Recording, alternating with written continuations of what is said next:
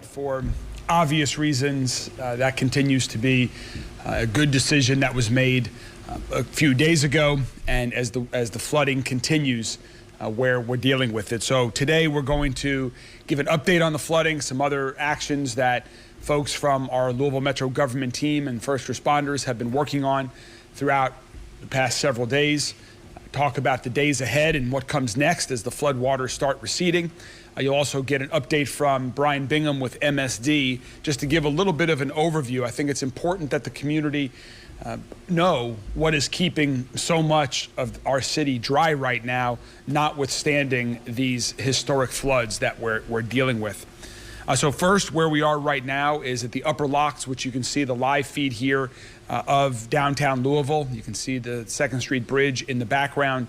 That is currently at 35.7 feet. Just to give folks a comparison, normal is 12 feet.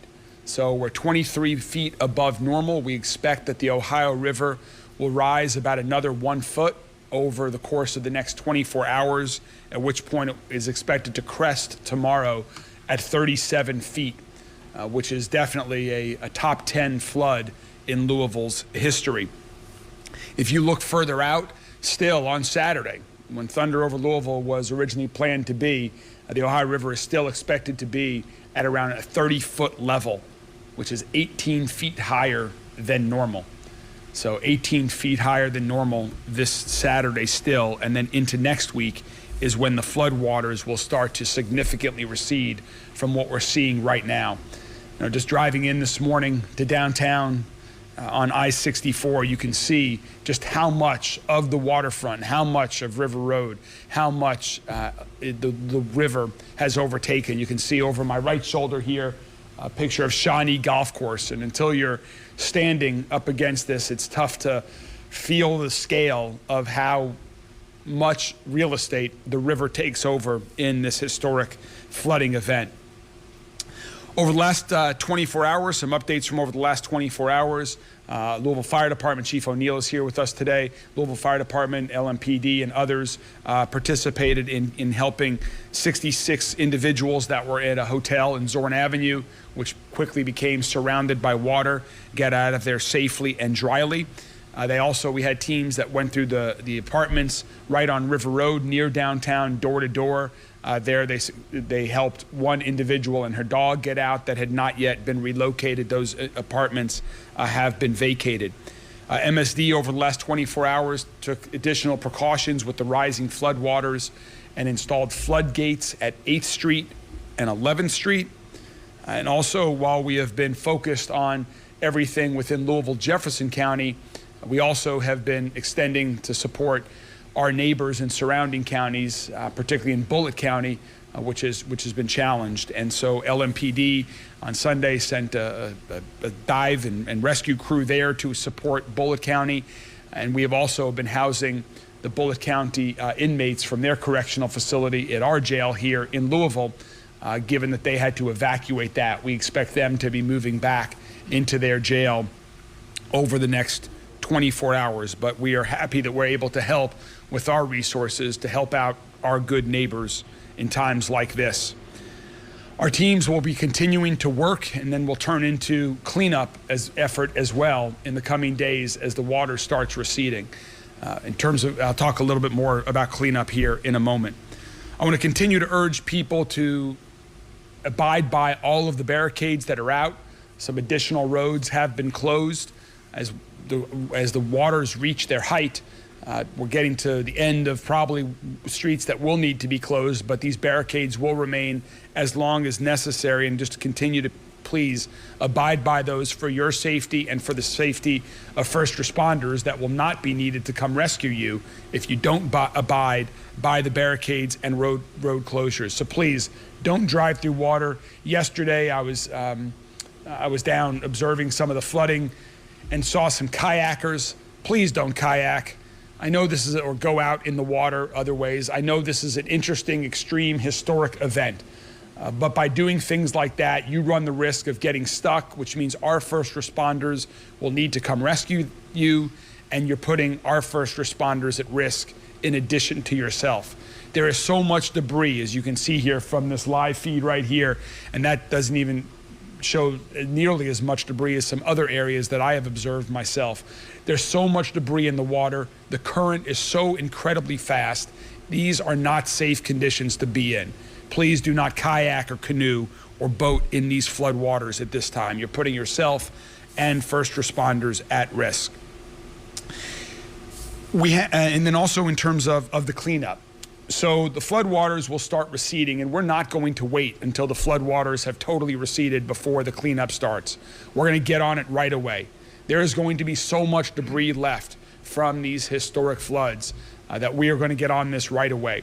And so our crews are going to be working overtime from first responder agencies, from our public works agencies, from solid waste management, are all going to be working on this cleanup as necessary to get Louisville back to where it was before the flood. Waterfront Park is talking about having some community cleanup opportunities with opportunities for people to volunteer. We've gotten a lot of questions about how can individuals help?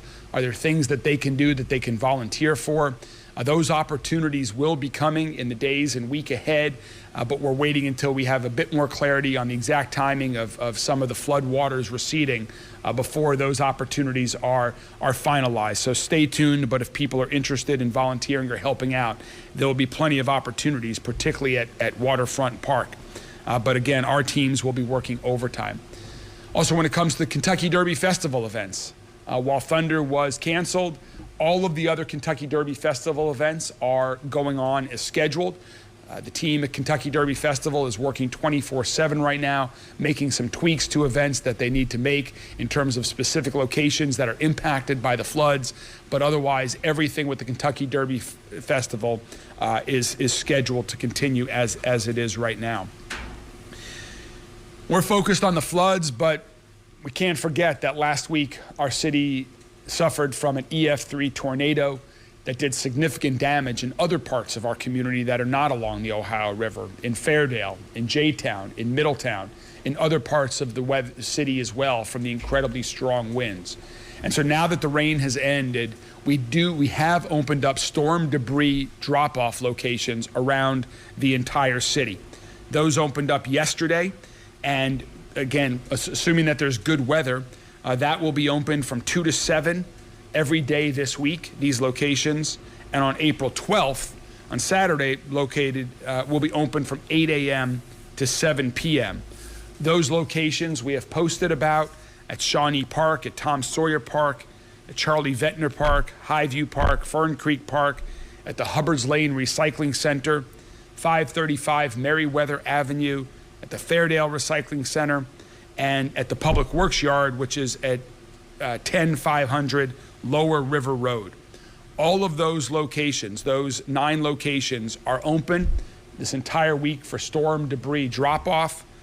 Tree debris is what is accepted there. These are not junk drop-offs, but these are storm debris, so tree debris, and it's for residents only. This is not for commercial businesses to drop off as well.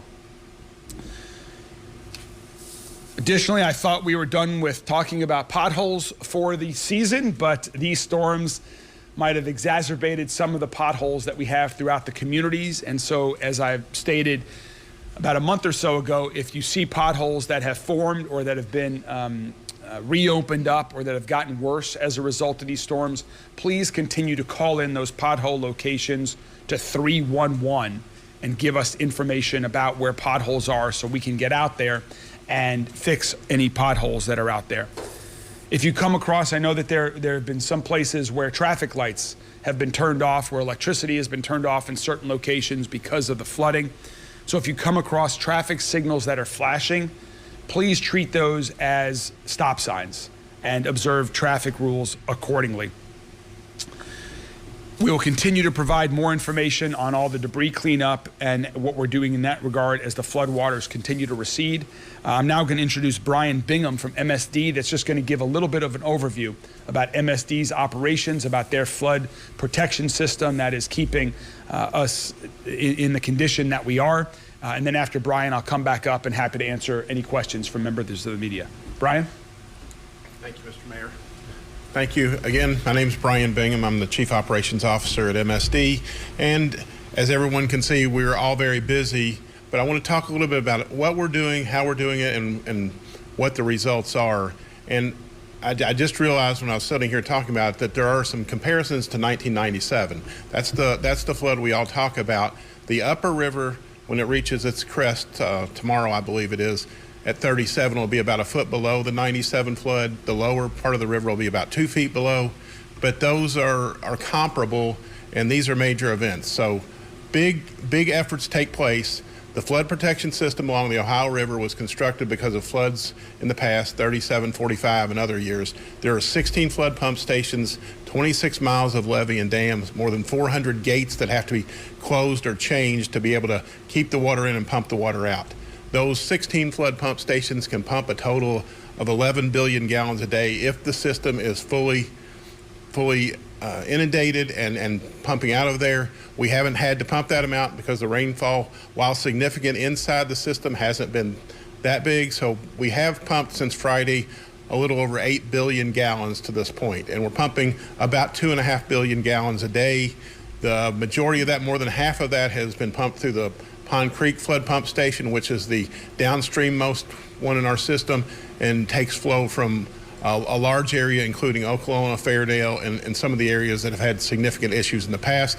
Those issues in the past have not been associated with that flood pump station, but it does help get that water out to keep from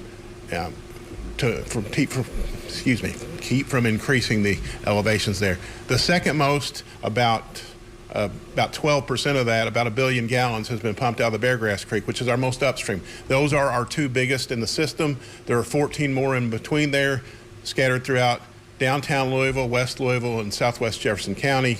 So all in all, those have worked well. All 16 have been in service. All 16 of those are manned while we operate them. So a lot of this is still 1950s technology, 1950s pump. It's a good thing they built things really well then, but there's a lot of work that goes into keeping those running. We have a very dedicated staff, but most people would be surprised to know we only have 26 employees in the flood protection division. But when we get in events like this, we pull in from all other areas of MSD, including a lot out of the main office and some of the functions that would normally be office functions, and we swell that to more than 100 people that are involved. It's a true community-wide effort and organization-wide effort. We work very hard to make that work. We will have most of these in service through the end of the week. The river, thankfully, is going to start decreasing later in the week, and as the mayor said, it's still going to be about 30 feet on Saturday, but early next week it will drop back down to where a lot of the cleanup can actually happen. One other thing I want to throw in there, as I did my comparison to 97, obviously we had mass devastation in the community inland, the inland flooding that occurred, especially in Okolona, Fairdale, Southwest Jefferson County, and some other areas. We have built more than 1 billion gallons of additional storage since then. We've made a number of other improvements. We didn't get quite the rain there, although we did get almost 8 inches of rain over this storm. But normally, if we hadn't built that, there would have been much more flooding. This was a major win for the community. I know that's not going to feel like that to those who were impacted. We did have a couple of hundred people who had water in their basements, and there were a few, I think, that actually did get floodwaters in their homes.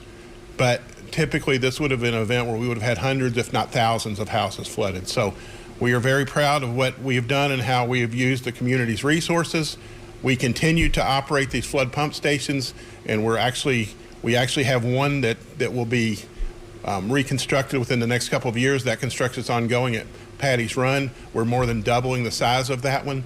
So as we upgrade and update these, the goal is always to provide at least the same service, but hopefully better service, and we're being able to do that in that case. That's all I have. I'm going to hand it back to the mayor, but I'll be available for questions. Thanks, Brian.